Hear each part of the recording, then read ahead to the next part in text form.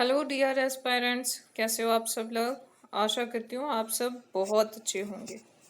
तो आज हम शुरुआत करते हैं हमारा कॉन्टिनेंट सीरीज का 7th पार्ट।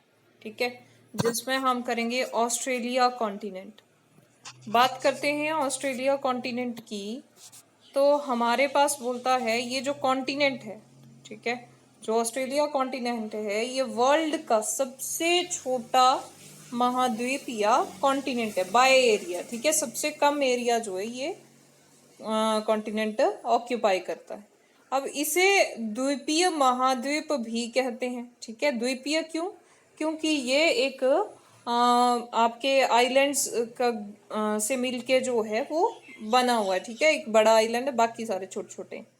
अब बोलते हैं इसकी जो खोज थी, इसको ढूंढा था, बोलता है 770 में एक पर्सन थे जेम्स कुक नाम के। ठीक है, तो उनको जो है इसकी खोज का श्रेय जाता है।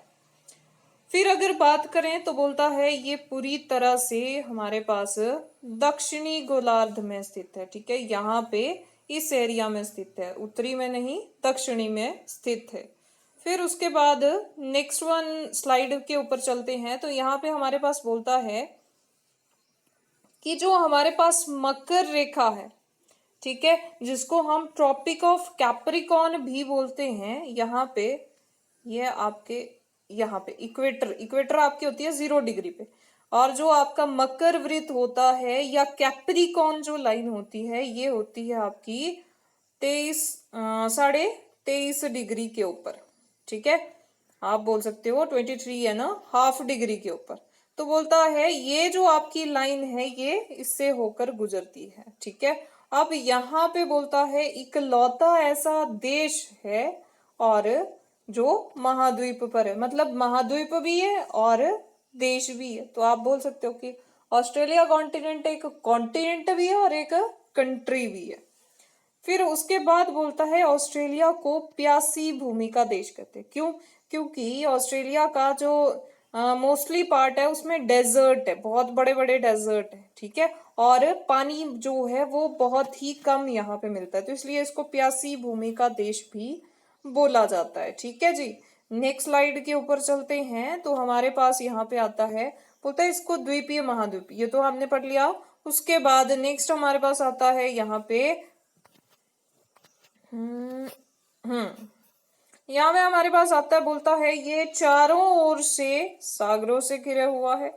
ठीक है, जिसमें क्या मिलता है, हमें बॉक्साइट मिलता है। ठीक है, आपके बॉक्साइट रिजर्व के हिसाब से अगर हम देखें तो वर्ल्ड में नंबर 1 पे आता है ऑस्ट्रेलिया। ऑस्ट्रेलिया में आपको बॉक्साइट के जो रिजर्व हैं वो बहुत ही ज्यादा मिलते हैं, सर्वाधिक उत्पादन यहाँ पे होता है। फिर उसके बाद बोलता है अगर हम इसकी लोकेशन की बात करें, ठीक है, जो ज्योग्राफिकल इसकी लोकेशन है, तो बोलता है ये इंडो ऑस्ट्रेलियन प्लेट पर लोकेटेड है। ठीक है जी, जैसे हम अगर एशिया की बात करें तो ये यूरेशियन प्लेट पर है, वैसे ही आपका ऑस्ट्रेलिया की बात करते हैं तो ये आपका इंडो ऑस्ट्रेलियन प्लेट के ऊपर है। नेक्स्ट स्लाइड के ऊपर आते हैं तो यहाँ पे हमें पता चलता है,